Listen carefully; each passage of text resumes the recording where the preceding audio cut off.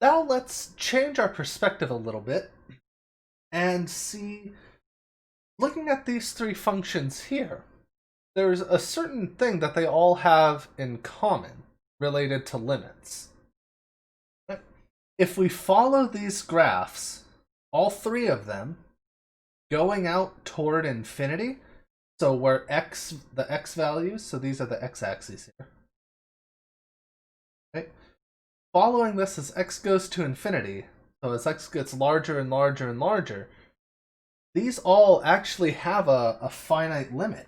They actually have sort of an asymptote that they're all sort of approaching, right? Call this y equals L. So what does this mean here, right? Well, in each of these cases, we would say all of these are the graph of some function f of x, we would say that the limit as x approaches infinity of f of x is L. Okay? So this is saying as the values of x get larger and larger, right? As they become infinitely large, the value of the function approaches L. Right? It becomes closer and closer to L. Now here's the interesting thing about a horizontal asymptote versus a vertical asymptote. Right? So in this case, y equals L, this is we call a vertical or horizontal asymptote.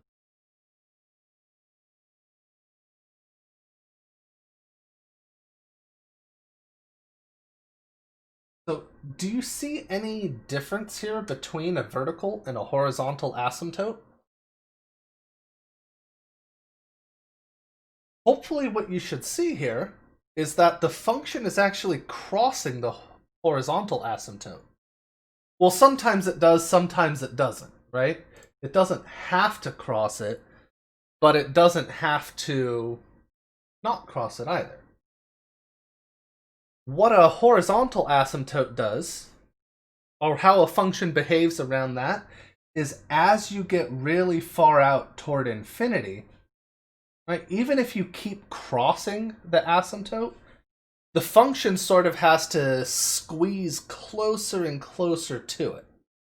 Right? Again, it may cross it. It can cross it a whole bunch of times. That doesn't matter. As long as it gets within a narrower and narrower band around the asymptote. Like, here it's pretty far away, but here it's really close. Right? And it sort of has to squeeze down onto it. Right? And that's the idea behind a horizontal asymptote. So, to complement our other definition there, we would say y equals L is a horizontal asymptote.